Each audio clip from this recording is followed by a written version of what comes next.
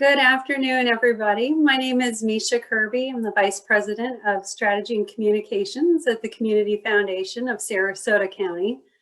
We are very glad to have you here with us today on a chilly afternoon, which seems fitting with talking about this seasonal tradition in our community called Season of Sharing. We have a wonderful panel here with us today that's going to really get to the heart of how Season of Sharing has been a time-tested and trusted resource for our community for more than 20 years. And I'm excited to hear what they have to say, and I think we'll all be inspired. So before I get to our hosts real quick, I wanted to give you a little bit of background on Zoom. I think we're all familiar, but maybe these are just some friendly reminders. So you will see all of our speakers. The screen will be up for just a few minutes, but then for the most part, you'll just be able to see who our panelists are and our hosts. We, however, cannot see you, but there are ways to communicate with us. So there's the chat and Q&A buttons that are at the bottom of your screen. And so keep in mind that the chat is open to anyone. You can ask a question. Those come through to all of our panelists. We'll answer those at the conclusion of our discussion. And probably some questions will be answered as we go through the talk. And we are also recording this session. So just know that you can also send the Q&A through and they will be answered. Your questions will be answered privately, and we don't have to share your information if that's a concern to you. So with those ground rules underway, I would like to introduce our President and CEO of the Community Foundation of Sarasota County, Roxy Jurdy, and Matthew Sauer, the Executive and General Manager of the Herald-Tribune Media Group, who is also a member of our Board of Directors, to get us started. So Matt and Roxy, welcome. Thank you, Misha. I want to, again, welcome all of you and thank you for joining us today for what's sure to be a really insightful and heartfelt conversation. I, like you, wish we could safely be together in person, but we're delighted. We've all are getting used to Zoom and having an opportunity to get together. And for some who couldn't have joined us in person anyway, the virtual event is such a great way to do that.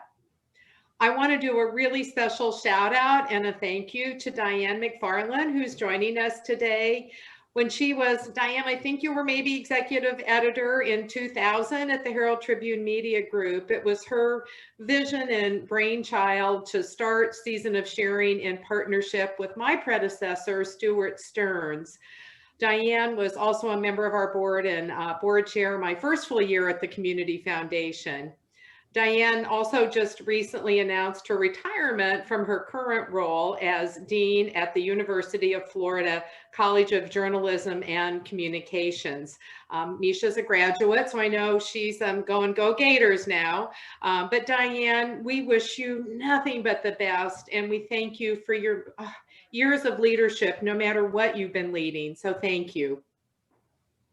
Today, we are brought together by such a shared commitment to community caring that I'm sure has only, you'll agree with me, has just grown even stronger throughout COVID-19.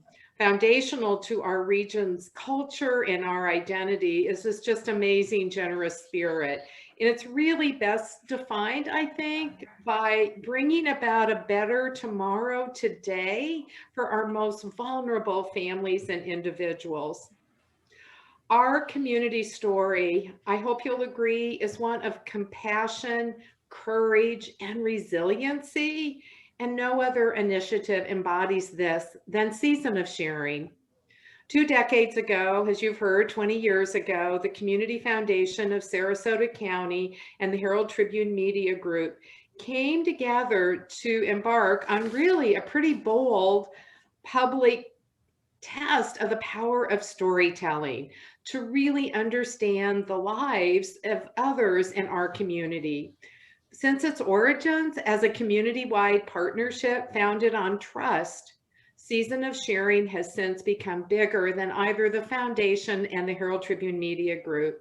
It truly is a time-tested and trusted way of neighbors to help neighbors in crisis. It's a vital, vital safety net, ensuring those in need regain stability and security.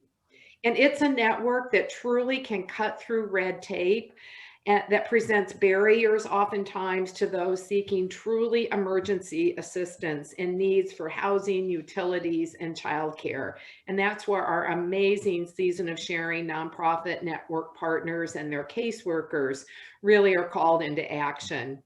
So whatever the crisis, we saw this in red tide, through hurricanes, now the global pandemic, Season of Sharing exists to give that gift of hope when it is needed the most. It truly transforms even the darkest of times into, honest to God, brilliant moments of caring, and not a moment too soon. Season of Sharing, like no other time in its existence, are the requests that we are seeing now. I guess this is a word that's so prevalent this year, but truly unprecedented in how this pandemic has impacted our local community and the needs for rental and mortgage assistance, utility bills, childcare, transportation. Unlike any in recent memory, it's up to each of us to embrace Season of Sharing's open invitation for anyone to be a philanthropist and come together to pay it forward to those who are most vulnerable. I see all the marvelous and just numerous contributions, and I'm so touched by the $4 and the $5 that people give, and often with stories that they've been helped and they want to do something themselves to pay it forward, which so touches my heart.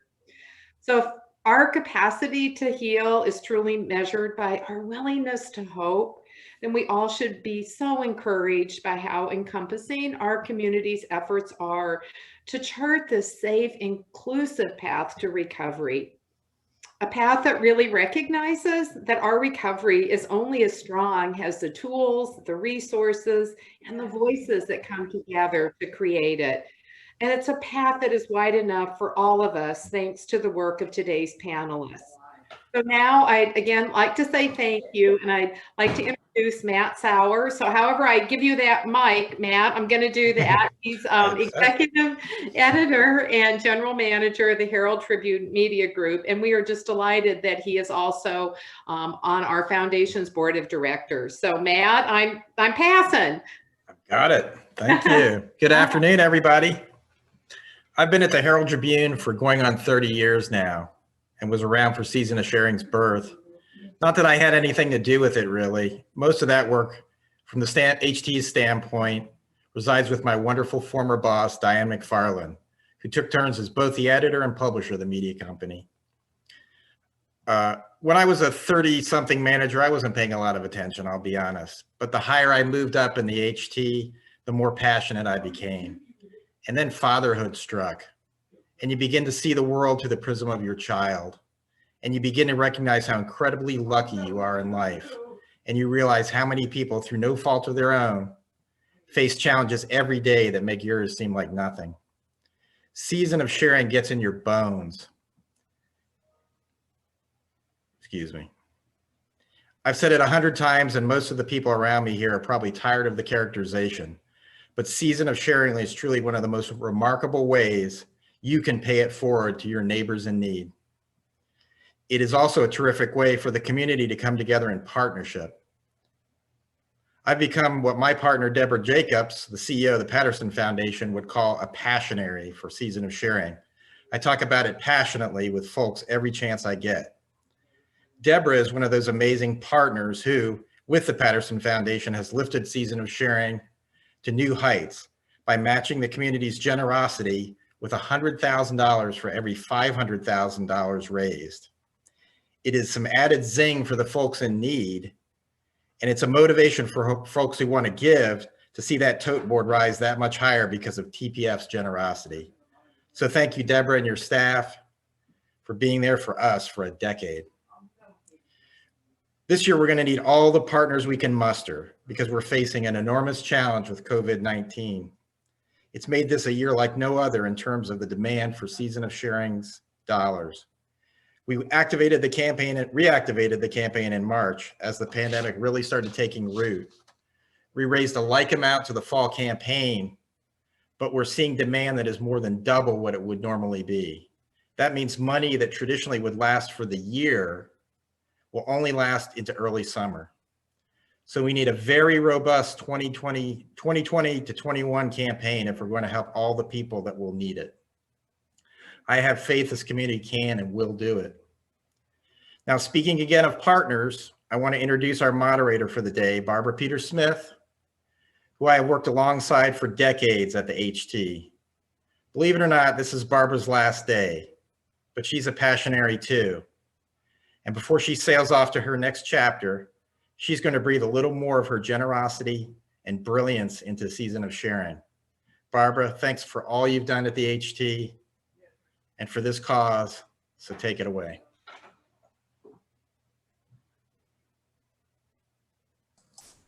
Thank you, Matt. This is a great way to spend the last day of a remarkable time at a great newspaper. So thank all of you for tuning in and showing up virtually. We just got the list of who's online here right before we started, and I saw a lot of familiar names. So I don't have to tell you what a remarkable community we have. You know this because so many of you are such an integral part of this thoughtful, mindful approach to making sure we can be the most fair-minded, caring, generous community we can. We know we have abundance and we know we have need. And what I love about Sarasota is we always seem to find really smart ways that nobody else has thought of to put the abundance and the need together. Season of Sharing, to me, is a culmination of what community journalism is supposed to be. We had all these great agencies and nonprofits who are out there trying to do everything they could to deal with this epidemic of homelessness, to understand it, to get on top of it. But what the Herald-Tribune was able to bring to that was people who asked questions, people who came in knowing nothing, which is the definition of what a journalist is, and just kind of asked those dumb questions that made everybody stop and think. So what those very early Season of Sharing stories did was uncover an important part of the homelessness narrative, which was the people who otherwise would be fine, except for a run of bad luck, a series of not so great decisions, whatever it was that put them on that precipice and sent them down into a state where they could not recover by themselves. So we saw this happening, and we talked about how we could put the community together in a way where our readers could directly help these people. And so that's what we've got today, which is a wonderful, wonderful working out of our own problems with our own resources on our own time.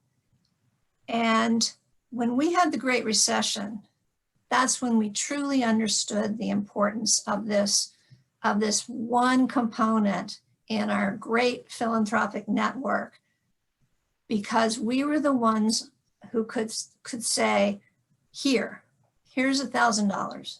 This can help you. And I think our readers really responded to that because they didn't want a complicated way to involve themselves in something that they didn't understand. They wanted to have the equivalent of seeing somebody in need and saying, here you go. I want to help. This is what I've got. This is for you. That's what's been great about it. The Great Recession really, really helped the Community Foundation, all the fiscal agents, all the partners and donors understand how important this was. And now here we are in a whole year-long Season of Sharing. And from what I'm hearing, the Community Foundation folks, it's been nonstop. the number of people in this community who want to give, who couldn't wait for the launch of the season, who just already started to give because they know this goes where it's needed. And that's pretty darn heartwarming. Today, we are very fortunate to have 3 people who are out there on the ground where the abundance meets the need. And they each have a really, really an important perspective on this. Chris Rusi is sort of sitting right at the nerve center of this vast network of helping. Kay Glasser and Betty Schoenbaum, many of you knew them, and they had this vision of a human services one-stop shopping resource where people could go and get themselves sorted out. Chris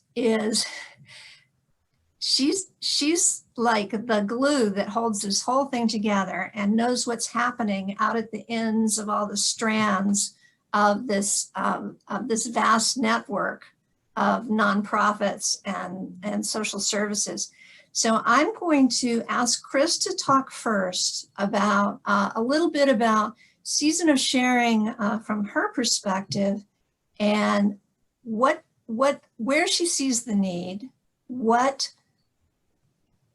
the most important component of the way Season of Sharing is set up, and what it means to her personally. Chris, you want to take that away? Thank you, Barbara, very much. I'm quite honored to have been asked to offer my perspective here today with regard to Season of Sharing. I've said many times that it's a campaign and a process and a function in our community that's very close to my heart. And if I take the perspective, Season of Sharing as a concept from its inception, in my personal opinion, was built on truly solid ground, a good foundation.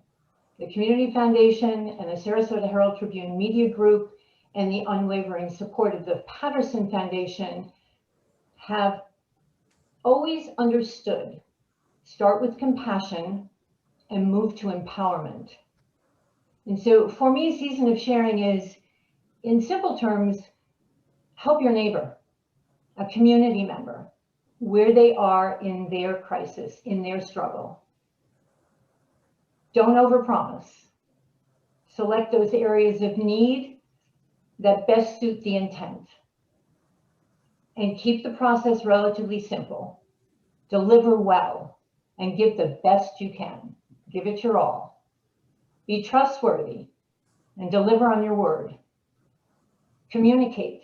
I believe that's one of the strong points of Season of Sharing. We're able to communicate with one another, organizations, clients, donors, case managers. We talk to each other.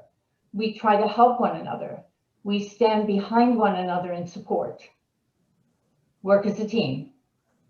Season of Sharing has been consistent for the last 20 years in its service delivery.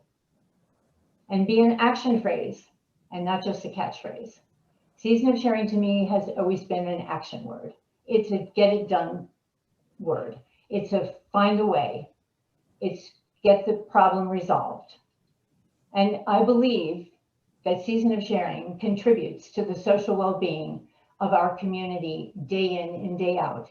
Of the thousands of people over the last 20 years that Season of Sharing has been able to assist.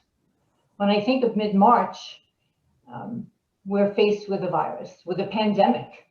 Who knew? I mean, we had no concept. There was such turmoil in those first days. There was so much uncertainty. I worked in hour increments, and then I thought about the future in 24-hour increments. There was just so much going on. But Season of Sharing was, for me, one stable factor, that important constant in this sort of midst of this chaos. And as a network, we knew how to deliver. And the Community Foundation, the Patterson Foundation, and the Sarasota Herald-Tribune gave us that opportunity to deliver to our families, to help them, to meet our case managers where they were, and our families and our individuals in need where they were. and try to figure out how we were going to help them get through the next few hours, the next few days, and the next few weeks, and then now into almost 8 months. There's a general willingness, and there was a general willingness within the community of Season of Sharing to overcome the technical obstacles that we had. We were not used to working in sort of the digital world. Luckily, we're blessed that most of our families had a phone and we could take pictures. We could send paperwork back and forth digitally. This was all in response, an innovative response to what we were faced with in the community. The monies, these wonderful blessed dollars that our donors have given, these dollars, they turn the lights on, they reconnect the water, they keep a roof over our families' heads. But even with that, there's something else that these dollars and our donors offer our families. They offer them the emotional support that turns on people's hearts. Season of Sharing, I feel like it's always there when we're in trouble. Red tide, check. Hurricanes, check. Now the pandemic, check. We always seem to be able to rise to the occasion, and the Community Foundation support gives us the ability to support our families. Our donors' dollars also give our families courage and resolve. These recent dollars that were contributed in response to this pandemic have given our families resiliency. I've called them our SOS resiliency dollars because I felt that that's what they were. They were allowing our families to move from day to day and to feel that there was hope, that there was the ability to overcome, and that we would be able to meet these challenges together. As a fiscal agent, I've been honored to be able to do this work, and I look forward to continuing it. And I hope that in the future, we will be able to reach the needs of the community as they come to us over the next months. And I do believe that we will have many months yet where we are in recovery. But I also feel strong that we will have the resources to do it. Thank you, Chris. Chris mentioned that she's one of the fiscal agents. She's a key fiscal agent. And that simply means that she's the person who gets the money out where it needs to go as quickly as possible. Then we have all of these wonderful agencies out on the front lines. And I was really excited to see that Luz Corcuera of Unidos Now would be speaking for that part of the operation, because Luz is one of those people who look around Sarasota and see what others have missed and what needs to be done, and comes up with a solution and an addition to the community that makes you think, why didn't anybody do this before?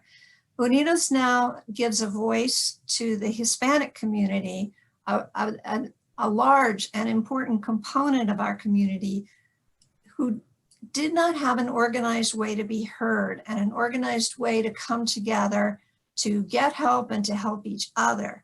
So I'm going to let Luz talk a little bit about what Unidos does. Stop it. Unidos Now does, and what Season of Sharing means to their work. Luz? Thank you so much, Barbara. It's a real honor to be here with this amazing group of people. And I'm so glad that I get to meet you even via Zoom. I read your columns and I talked to you on the phone, but never had a chance to meet you face to face. And Christina makes it sound like it's a story from a children's book. But actually, I know it's a lot of work. And I know that because I call on her. Whenever I have a question, whenever I need a resource, or there is a family in need, who do I call? Christina. And she always finds a way. But also she calls to ask for favors. So she's learning, you know, that it's not all about giving. For Unidos Now, our core competency is to promote higher education. Our mission is to empower Latinos to achieve the American dream through education, integration, and civic engagement. And we've done a really great job by empowering the young people, helping them build those leadership skills of tomorrow, but also making sure that they understand the value of giving back to the community. It's about leadership, but also giving back to the community. I've never worked with families that are so grateful, but also that have tremendous fear of asking for help. When the pandemic hit, all of us in March, we were forced to really double up our duties. And from being an education empowerment focused organization to become a social service agency. And of course, I call Kirsten and Roxy and John Annis and Susie Bowie and all the people that I know, they can find an answer for me. It was really stressful, it was difficult. I didn't know very much about Season of Sharing until March, when I really had to learn all about it. But also, I learned that it's not only about sharing resources, it's about sharing relationships. I think that's what Season of Sharing has done for us. It has enhanced our ability to build relationships. It has forced us to partner with unusual partners. I never imagined myself partnering with Tidewell Foundation. Right now, I am in a partnership with them because it is important for us to work as a community. The word collective impact comes alive through Season of Sharing. And I know that the work of having those donors coming to our rescue is not easy, but I am so grateful that Roxy and her amazing team and Deborah Jacobs and the Patterson Foundation and Matt with the Herald-Tribune were able to move really quickly and find the resources that we needed to help those families. There were so many stories that were heartbreaking. We saw students coming back from college who have lost their internships. They had lost their jobs on campus, coming home to a very small apartment and having to share this small apartment with their siblings and their parents, but also finding out that their parents have lost their jobs and needing to step up and start finding a way to help their families financially. I think Season of Sharing was a lifeline. I realized that it has been in existence for 20 years. It's the same time that I've been in Florida, in this region, 20 years.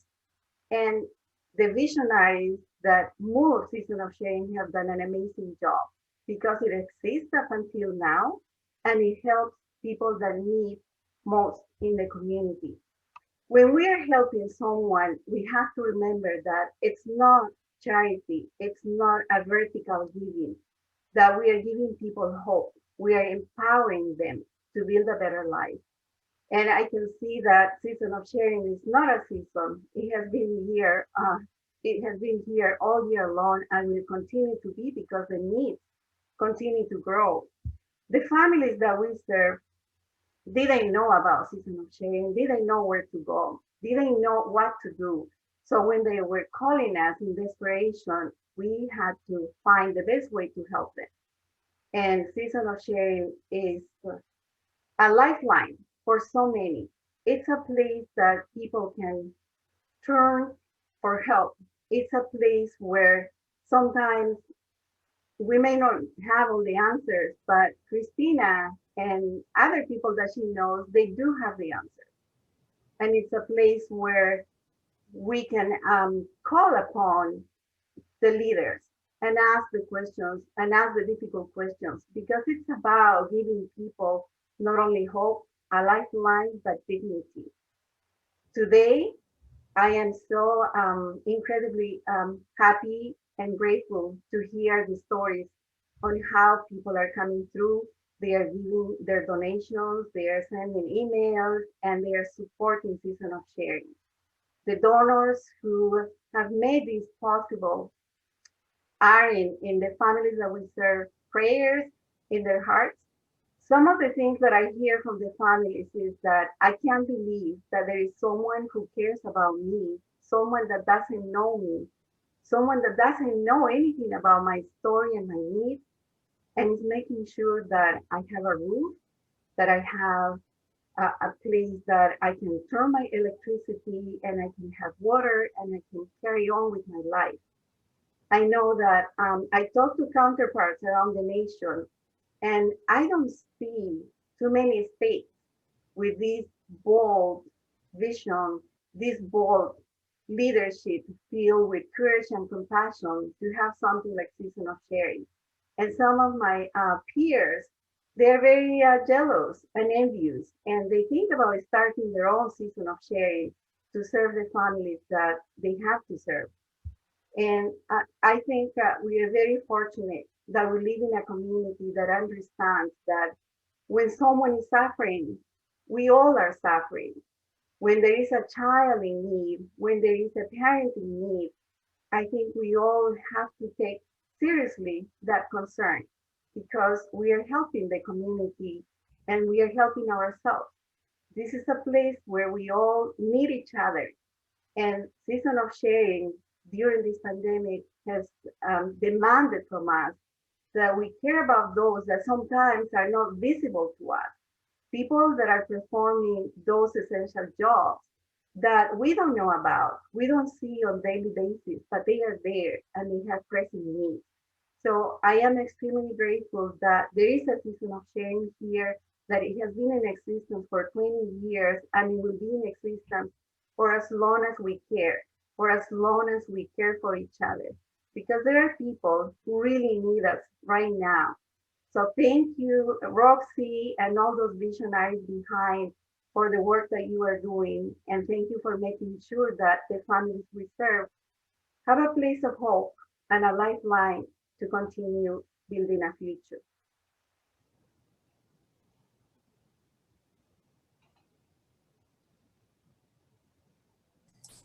I was listening to you and thinking about how your core mission, which was to lift up these families by encouraging the young people to go off and seek higher education. And I know you've told me sometimes it takes some convincing the parents that that there's a certain reluctance to let their children that they've worked so hard to protect go off into the world and go off to college and leave them.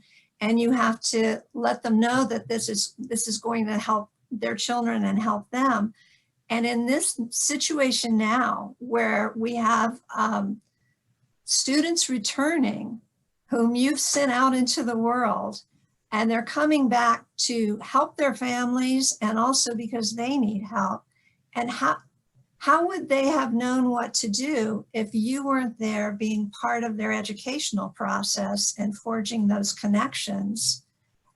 And in this way, you are helping to create a safety net for them that otherwise they wouldn't even know about. So you've connected your families that you work with to our readers and other people in Sarasota in a way that just knits our fabric together for years to come. Thank you. And I think that's the work that we all do as a nation. It's about building those relationships that will be long lasting.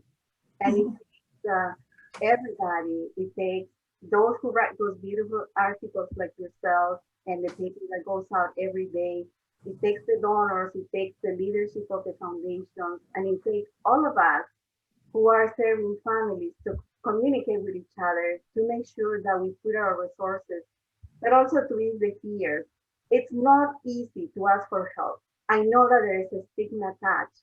When people ask for help, they think it's a sign of weaknesses and that their life has changed forever.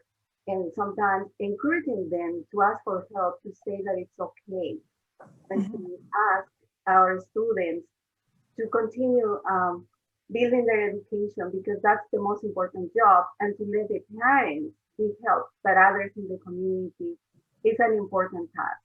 but we need each other. There is no question about that. Absolutely. And establishing that trust is probably one of the most important things Season of Sharing does, because once those channels are created, they're there for us when we need them in years to come. And you mentioned the beautiful stories, which brings me to our third panelist. Angie DeMichelle is, I'm very pleased to say, the Herald-Tribune's totally dedicated reporter who writes about Season of Sharing families, the work that Season of Sharing accomplishes, and also the underlying issues that drive need and create the changes in people's lives that makes it a constant challenge for them to respond to. Chris mentioned some of them, red tide and hurricanes and all the things that come when you don't see them coming.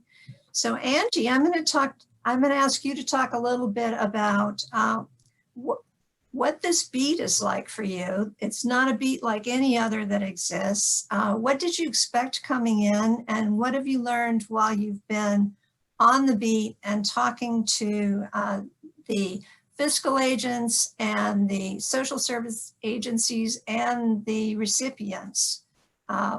What do you know now that you didn't know when you started? Thanks, Barbara. So yeah, before I arrived at the Herald-Tribune, I was a Metro intern at the South Florida Sun-Sentinel. And there I focused mostly on how the local government was responding to coronavirus. So, a typical day for me then would be covering county commission meetings or following Governor DeSantis's press conferences, or, writing about what you would consider the important people, the decision makers, and how, they were figuring out what they're going to do in response to coronavirus. So coming into this beat, it's sort of the other side of that, where it's a very humanized approach to the pandemic. Every day, when I'm meeting up with families or, people who they've lost their job or their hours were cut back, what comes to mind is a housekeeper in Bradenton who, all the doors around her are shutting and her job requires them to not. So it's the opposite approach from what I was focusing on before. And I think, when we think about the pandemic and we read the news every day and see, the headlines that the cases are increasing, or, the unemployment rate is up, or, here there's a record number of deaths in a week. It's easy to think about it as statistics or as numbers, but coming into this beat, I've been able to put a name and a face to those numbers, and to be able to share that with the community, I think is really special and really important, during this time. And, in March I was a waitress and a bartender in college, and I, was one of the people who got laid off and lost my job and didn't know what I was going to be getting into, graduating college in a pandemic. And so when I was job hunting and searching for, an opportunity, this stuck out to me because, like you said, it isn't like anything I've heard of before. And the piece that attracted me the most was that they were looking for someone and wanted someone who could approach people and be empathetic and approach people, in some of their most difficult days. And journalistically, that's always been what I enjoy doing most, to, be able to share those slice of life, real everyday people stories is what draws me to journalism. So when I saw this opportunity, it was like a dream beat for me, because to know that, every day you're meeting with a different person and sharing that real story of the time that we're living in. And I think it's going to be so important to look back on. And, like Luz and like Chris have said, the people who share their stories, a big thing is it's hard. They're embarrassed. It's difficult questions to ask, especially, you know, I'm a stranger to them and I'm asking them about, you know, their financial struggles, or, you know, comes to mind as one woman who, you know, lost her husband to coronavirus. So they're very intimate conversations that, you know, people are sometimes hesitant to go into. But I do still get texts from some of the people I've written about who they feel empowered rather than embarrassed. And it's more when they get the help from Season of Sharing with some of the sources who I still stay in touch with, you know, it opened doors for them. That's one thing that sticks with me. One of the housekeepers I wrote about, you know, I learned from this beat that this is a community that engages with us. They share their concerns with us. They share their questions, their ideas. And from that story about the housekeeper I wrote, you know, I got almost every hour an email from someone who wanted to know, you know, I can give her work, or how can I get in touch with her, or how can I help?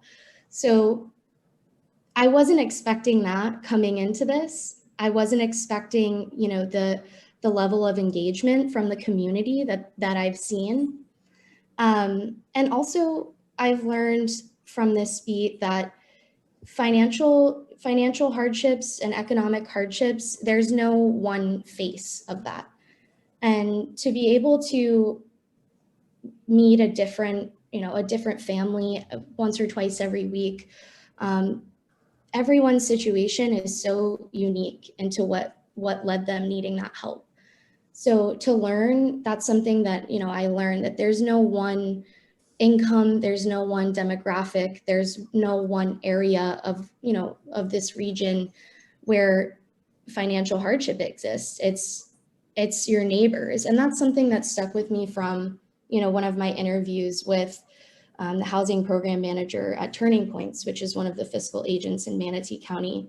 You know, in one of our interviews, he had mentioned, when I asked him about, you know, to just share his thoughts on Season of Sharing, he said, you know, it's when you think about economic hardships, people think about whoever is standing outside at agencies like Turning Points, or whoever's there in line for the meals, or, you know, they think of those things.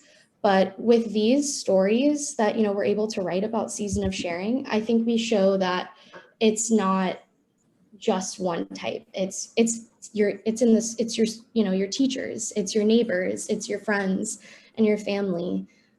So I think that those are just a couple of things I've learned, and I'm mostly thankful to be able to bring that human side of the time that we're all living in to the forefront in the community.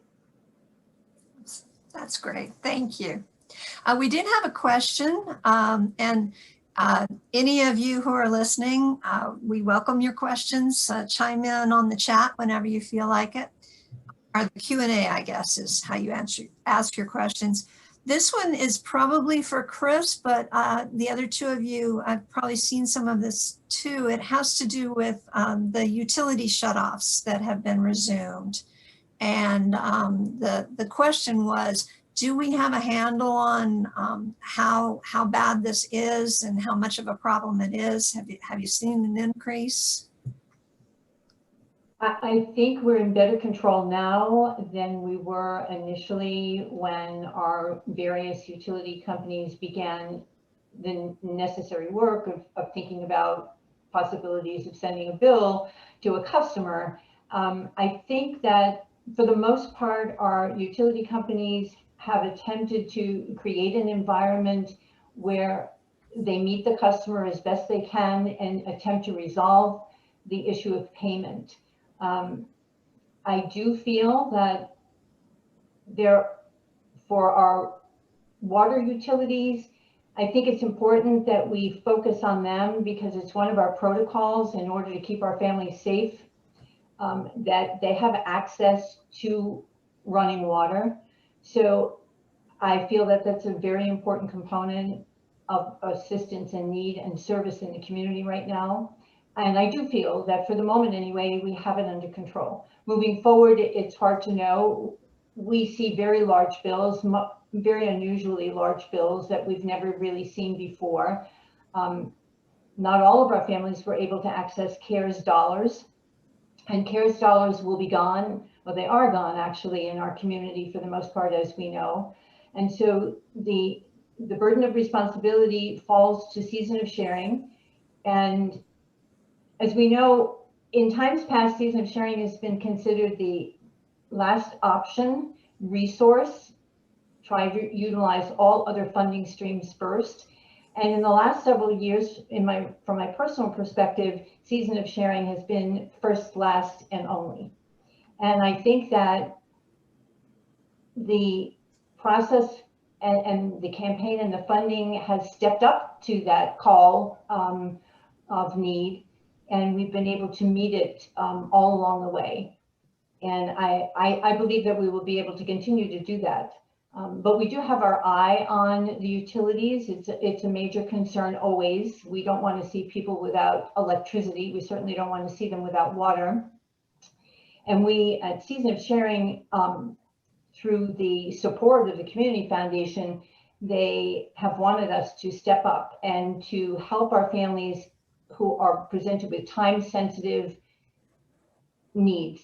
And a utility bill that's either in the final stages of final notice or has already been disconnected is a time-sensitive need. So we try to turn those around. With the help of the case managers in the community, we try to turn those requests around same day to restore service within 24 hours minimum, at least. If we can't do it sooner, like to do it sooner. So we're on top of it now. I think we are. There is a concern, right? Yes, in the back of my mind, there's always that concern. How will we do moving forward? Well, Luz and Angie, you're out there talking to people. What's the level of concern about evictions? I know that there is a fear that once this stay on evictions is lifted, we're going to see a whole new tide of people who are underwater. There is a great concern about evictions. And as a matter of fact, some of the families, I have to say that I've learned a great deal about housing, the unaffordable housing, and the way that some landlords prey upon the victims who are renting from them. And we had to even request some legal assistance from a group of lawyers who are doing pro bono work to assist them. So some of the families, in preparation for what's coming, they have joined efforts and they have moved into a property, 2 or 3 families together, because they are really afraid not to be able to afford the rent, but also to be evicted in the middle of the night. That obviously creates a lot of anxiety in people and also creates anxiety in the children. And so I'm seeing that more people are concerned about when this is lifted, if the evictions are going to come really quickly. And I also want to emphasize that we are seeing people, Angie mentioned about the type of people that are looking for assistance. If we know about the report that the United Way puts out every year, 42% are the working poor. So we are not talking about people that are experiencing, in different circumstances, these financial problems. We're talking about people who make an effort to work every day, and they just cannot afford to live because everything is so expensive. And the pandemic, what it has done is has exacerbated those problems. Now we can see the divide and the disparities in the community. And so the fear of being evicted, the fear of not being able to pay their bills on time is real. But also, since some of the families switched to an online instruction, it was another issue, the digital divide. Not everybody had access to reliable internet, not access to reliable devices, and they had to share one for the entire family. So it has, the problems have compounded. And I can see that people are afraid and they have anxiety about tomorrow. Absolutely. Angie, did you want to add to that? Yeah, so I know from, my reporting and some of my conversations with people like the housing manager at Turning Points and some of the other social workers that, you know, they, at least from my conversation with the fiscal agent in Manatee County, that they are still, you know, preparing for sort of the worst almost is yet to come situation, in that, you know, now people are seeing bills, months of bills that, you know, are past due, or that they have some bills that are to staggering amounts that are going to be hard to catch up on. And the interviews I've done and stories I've written, there have been people who have said, you know, if I didn't get assistance with my rent through Season of Sharing, you know, I probably would be facing a threatened eviction right now. And I know that from my reporting too, just as far as, you know, water shutoffs, utility shutoffs, these are stacking up for people and becoming, you know, a little bit more real now for people.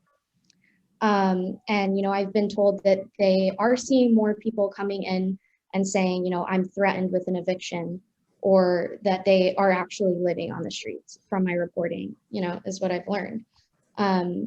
So I think that, yeah, in the coming months, there's still, you know, we don't know what it'll look like exactly. But just, you know, at Turning Points alone, when they open their applications on Monday mornings for rental assistance, which, you know, includes Season of Sharing dollars, they get 90 to 100 people who apply, you know, in under 5 minutes. So I think that, you know, really shows the need there. Absolutely. Well, Kirsten Russell of the Community Foundation has posted some of the names of, there are 40 of these nonprofits in 4 counties that are helping the families. We keep saying families, but I also want to stress, you know, there are older people, there are young single people who find themselves in dire straits. And just some of these 40 nonprofits include Unidos Now, of course, Sarasota County Schools, Harvest House, Sarasota Housing Authority, Family Promise, Parenting Matters, Women's Resource Center, Better Tomorrow, Centerstone, Children First. That gives you an idea of the array of our fellow residents out there who are needing this kind of assistance. And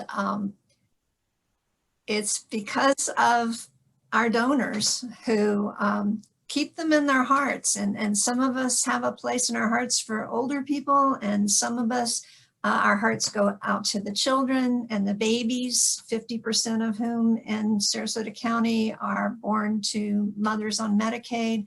So this is something that we came into this crisis with. It's not going to go away, but because of Season of Sharing dollars, as Angie said, that stop a crisis before it cascades into a chronic situation.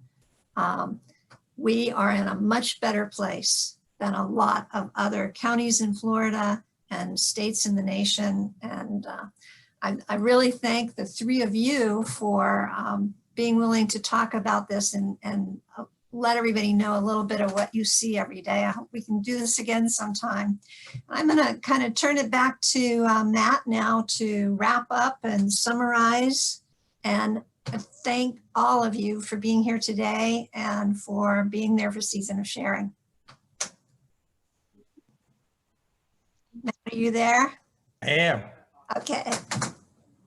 Trying to start my video. There we go. Sorry about that. The vagaries of Zoom. So how do you sum up all these wonderful sentiments from today's presentation? You've heard some key words here: generosity, partnerships, building the community's fabric, paying it forward. Speaking of partnerships, another shout out I wanted to give to a great partner of ours is the Selby Foundation, that when we reactivated in the spring to meet the need of COVID, donated $250,000.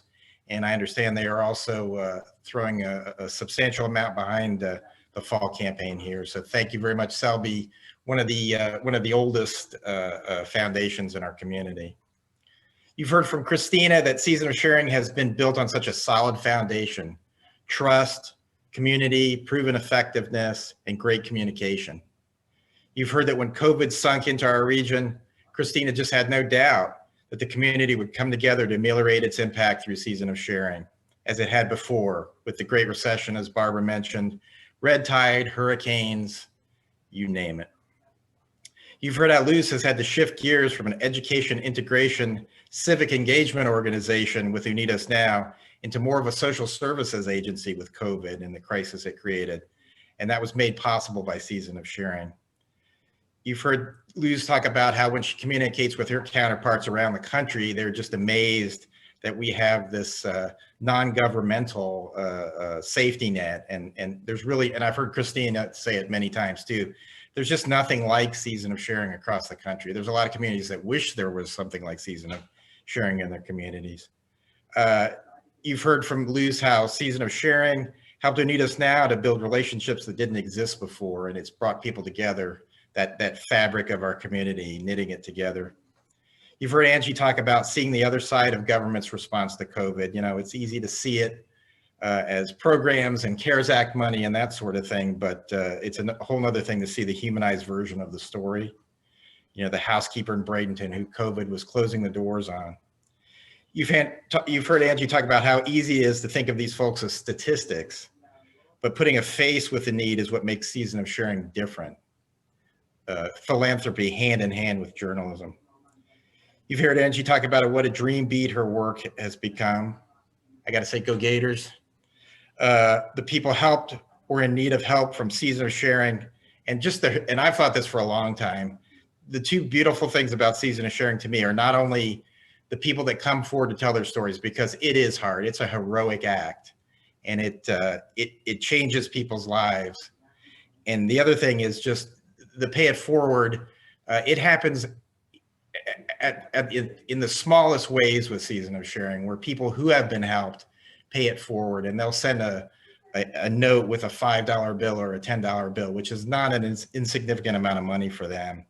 And it's because they believe in it. It helped them. It got them over the hump. So just remember that everyone can be a philanthropist. As the Community Foundation says, be the one.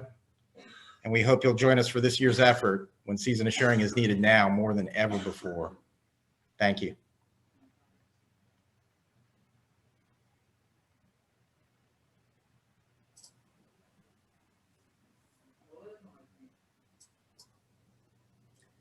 Thank you, Matt. Thank you, Barbara, Angie, Chris, Luz, Roxy. Thank you, everyone, for tuning in and staying with us. And thank you for all of your support. Thank you. Have a good afternoon. Thank you so much. Guys.